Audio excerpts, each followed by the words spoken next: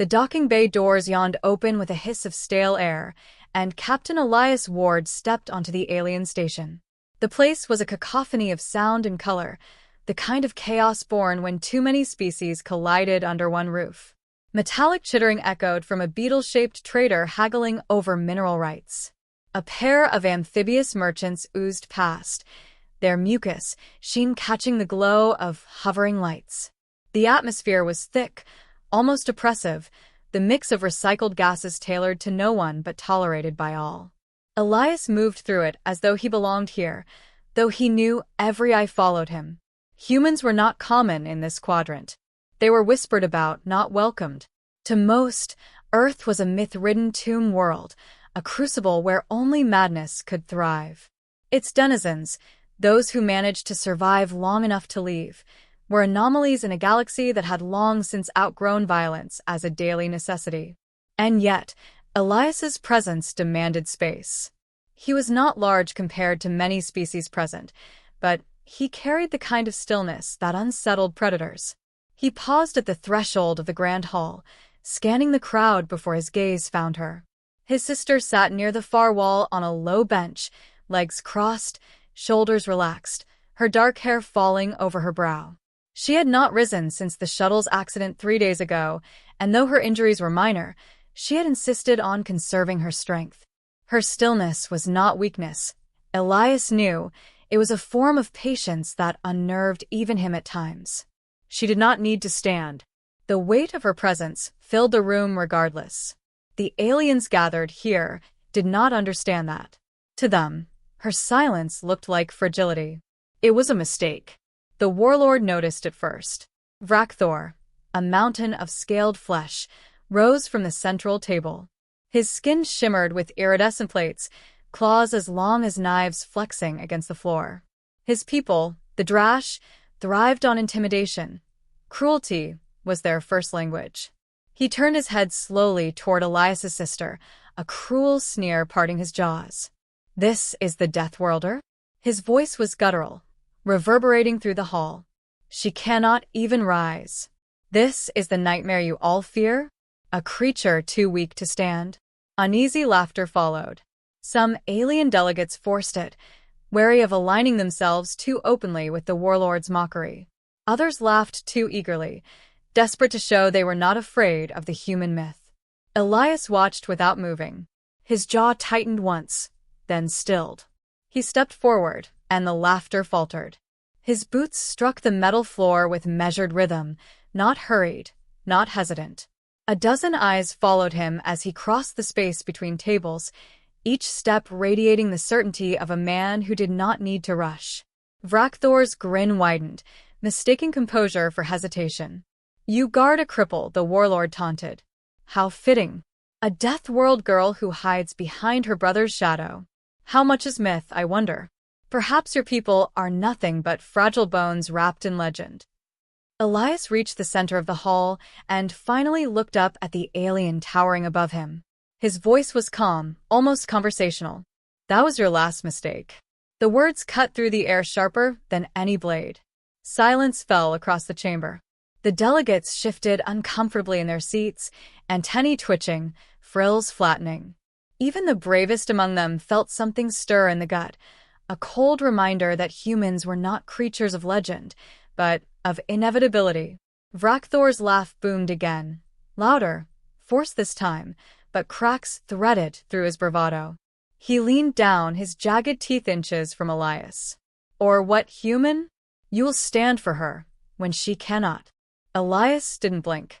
"She doesn't need to stand." The words lingered, hanging over the room like a blade. Around them, the hall seemed to shrink, air growing heavy. The delegates realized they were watching the spark of something dangerous, something no one could predict. Elias turned his head slightly, his eyes flicking toward his sister for a single heartbeat. She hadn't moved, hadn't spoken, but he knew she was listening. Her patience was her strength, and in that silence, she trusted him to carry the weight of their kind. Vrakthor shifted, claws clicking against the floor, and the low growl rising from his throat betrayed his unease. The warlord wanted laughter, wanted dominance, But instead he found himself tethered in a contest of wills with a man who had not raised his voice, not shifted his stance, not even clenched a fist. The room waited, breathless. The next moment would decide, more than pride. It would decide whether the galaxy's most enduring rumor was truth or smoke. Elias did not move, not yet.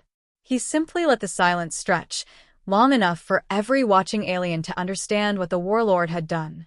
To mock the human was not just insult, it was provocation. And provoking a Deathworlder was a mistake from which none recovered.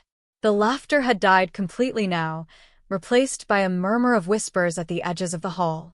Even those who had jeered now shifted in their seats, avoiding Elias's eyes. Vrakthor straightened, but the certainty in his posture had frayed.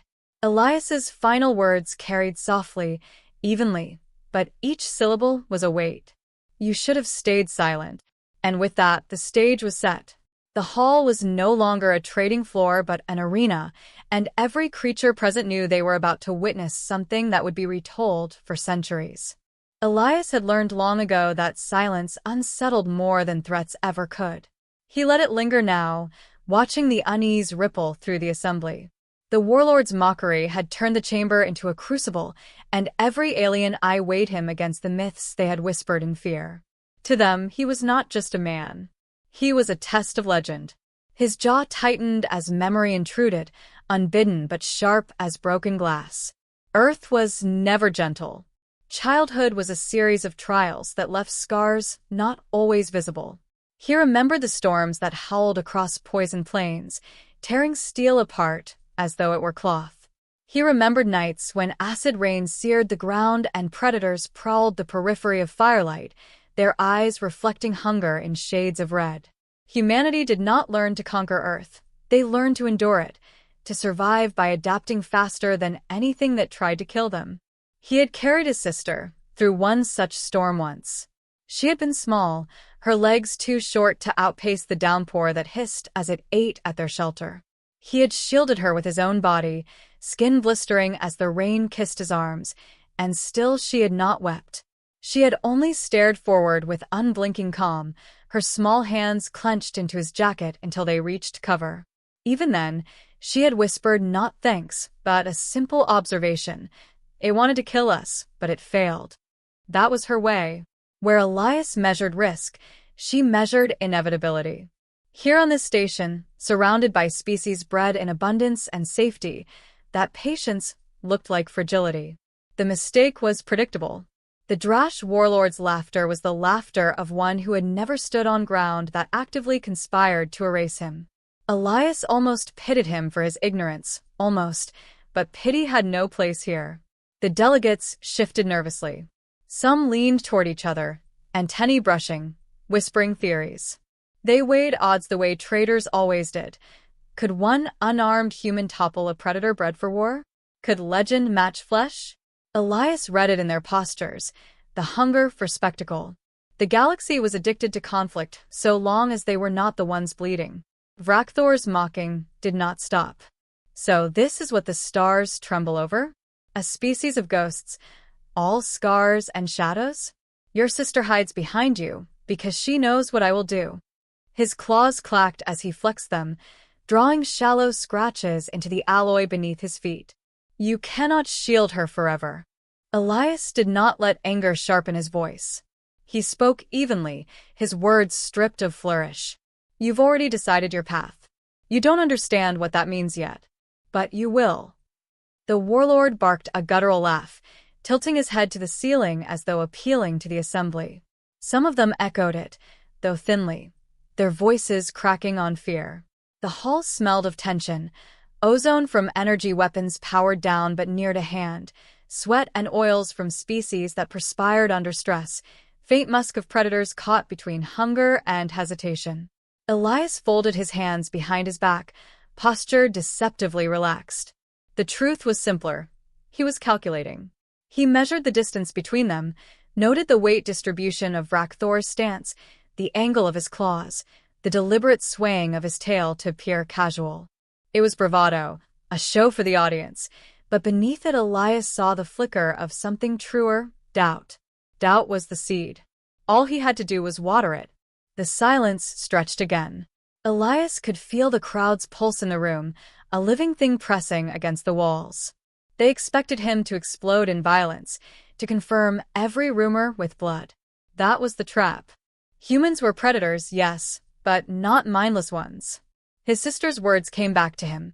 You prove strength by deciding when to strike. He let his gaze sweep the room, forcing every pair of eyes to feel the weight of his patience. The galaxy feared humans for their capacity to survive what no one else could, but survival was never about reckless fury. It was about restraint until the moment came when restraint was no longer useful. That moment was coming. Vrakthor slammed a clawed fist into the table, leaving a dent. Then prove it. His bellow rattled glasses and sent a tremor through the floor. Prove the Death World myth. Stand for her, if she cannot. A murmur ran through the chamber. Some nodded eagerly, others shrank back. The hall was no longer neutral ground. It was an arena in all but name. Elias's lips curved into something almost like a smile, but it never reached his eyes. You think this is about her standing, he said softly. You don't understand. She doesn't need to. The words carried weight far beyond their volume. A hush spread once more, and the room seemed to draw inward, as though the walls themselves leaned closer to hear.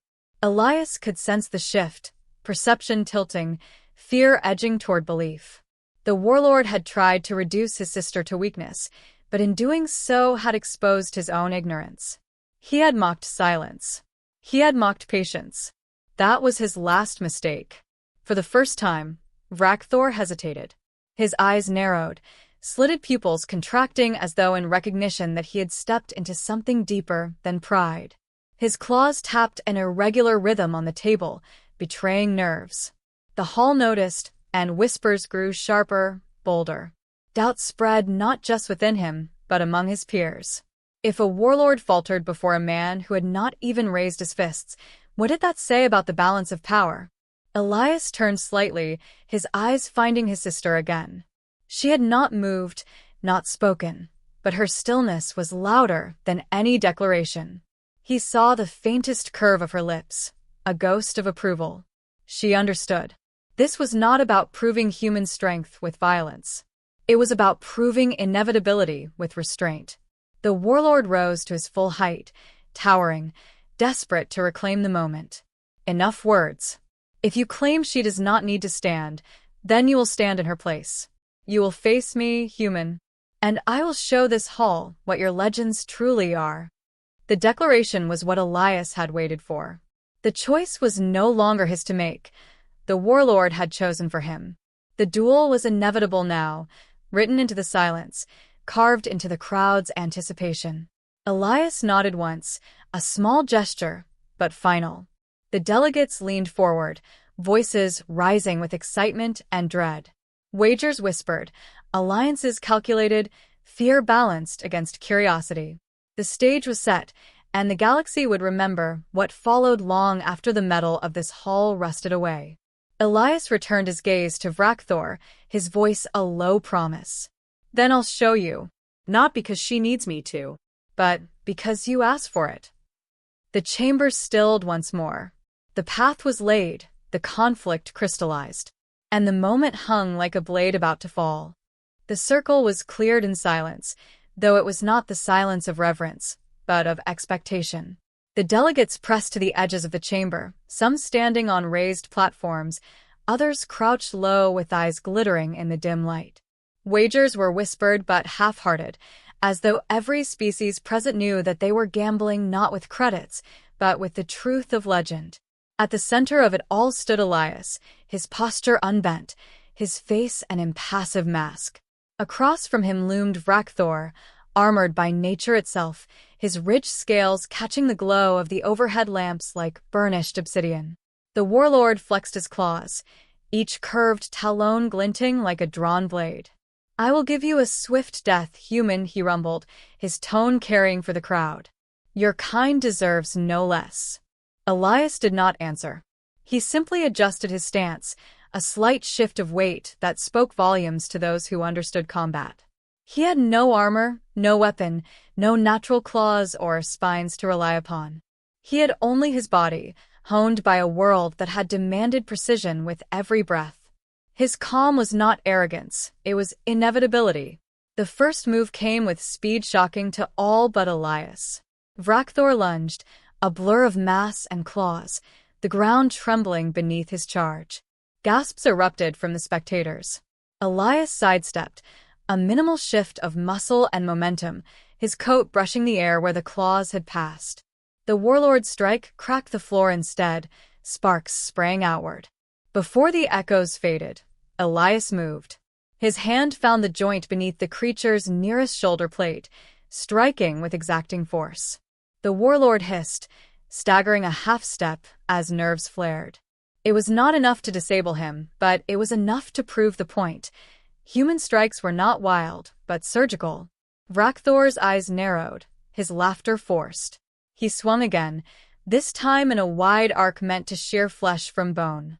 Elias ducked low, rolling beneath the swing with Predator's grace, his boots carrying him behind the warlord in a single fluid motion.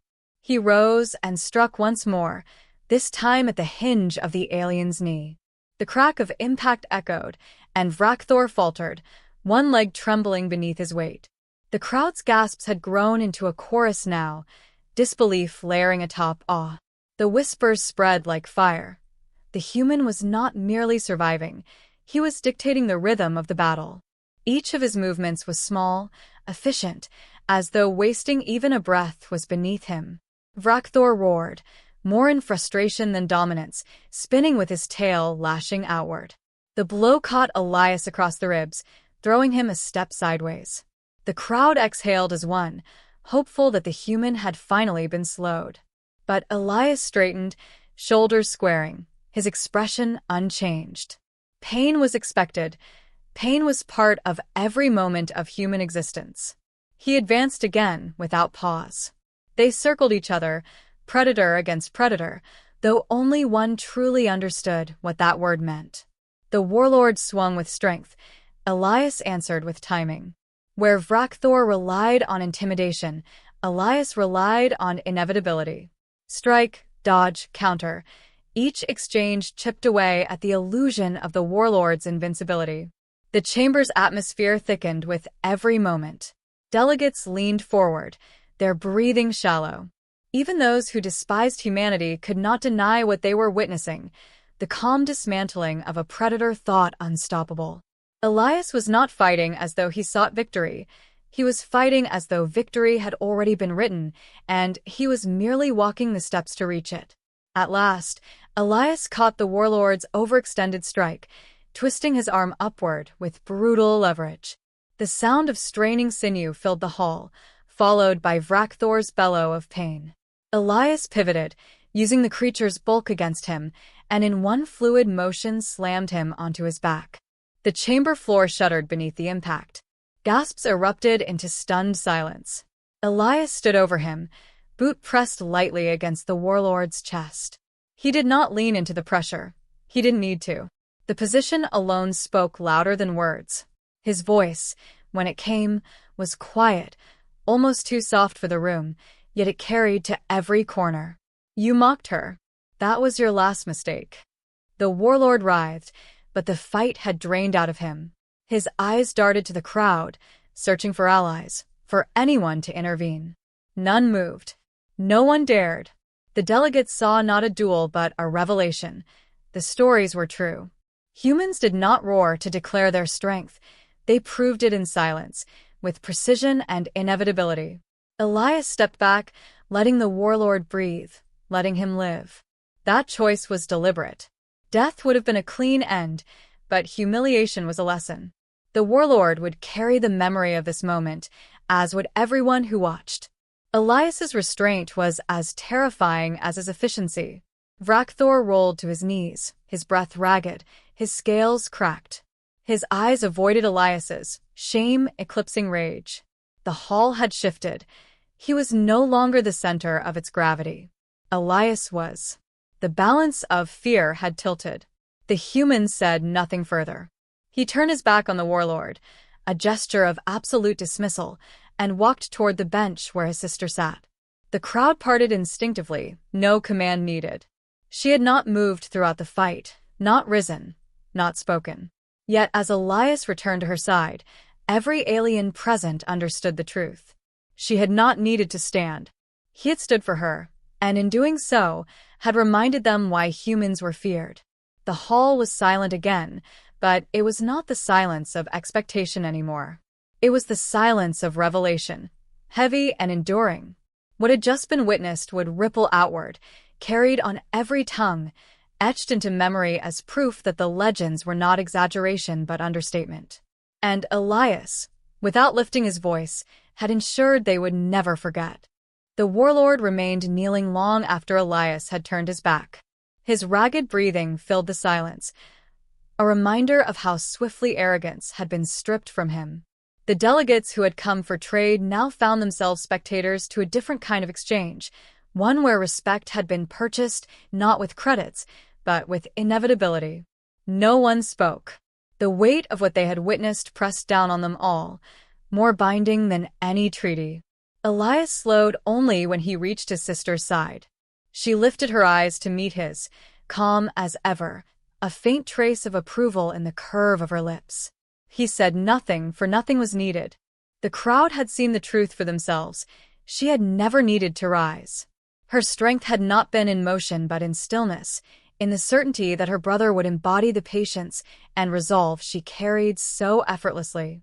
Together, they represented what the galaxy most feared about humans, not their size, not their speed, not even their violence, but their unity. The whispers began at the edges of the hall.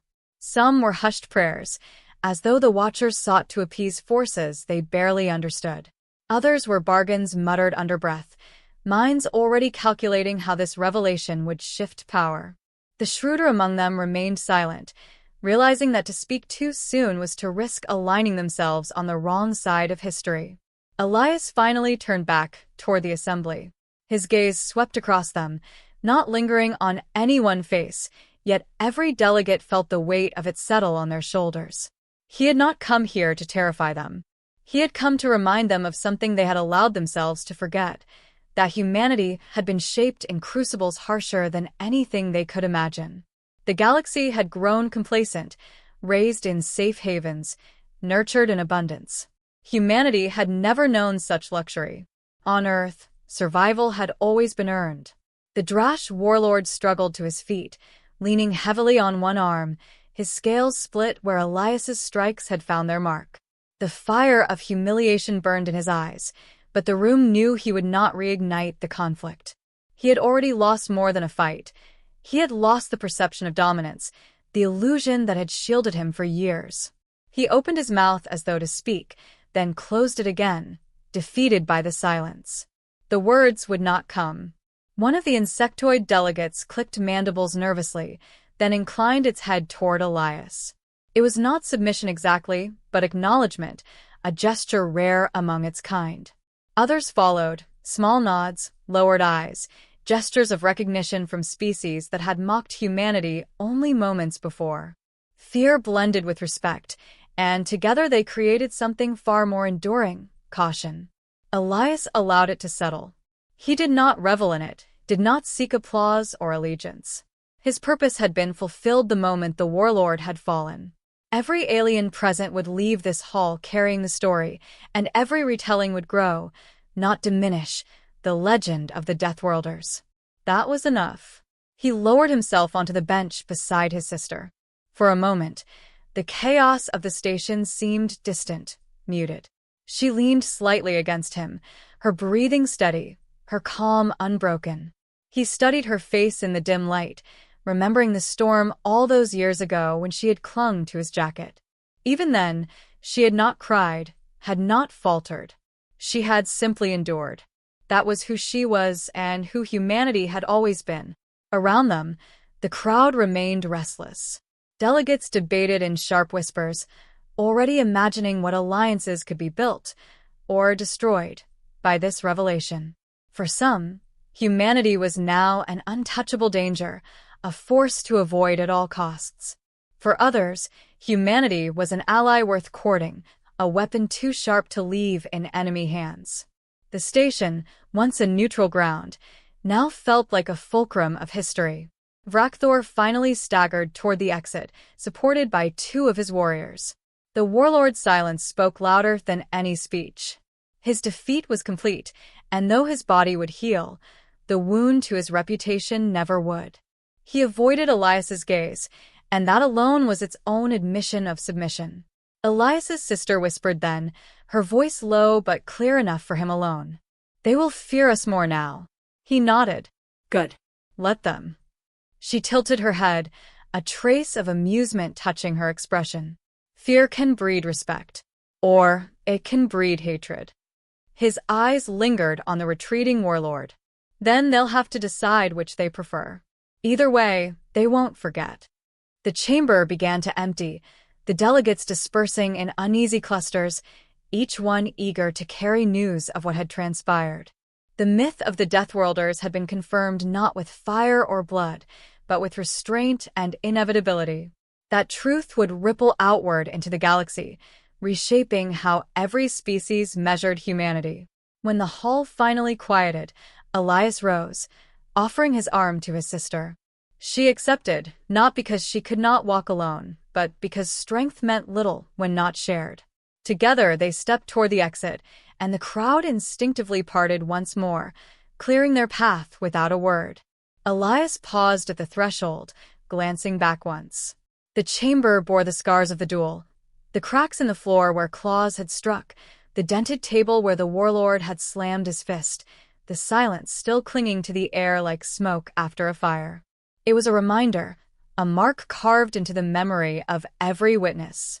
He turned away then, leading his sister into the station's corridors. The future would bring challenges, as it always did. The galaxy would test humanity again, doubt them again, provoke them again. And each time, the lesson would repeat. Humans were not strong because they conquered. They were strong because they endured. The girl had not needed to stand. Her silence had been enough. And Elias had ensured that the galaxy understood why mocking a human was never a mistake one lived to repeat.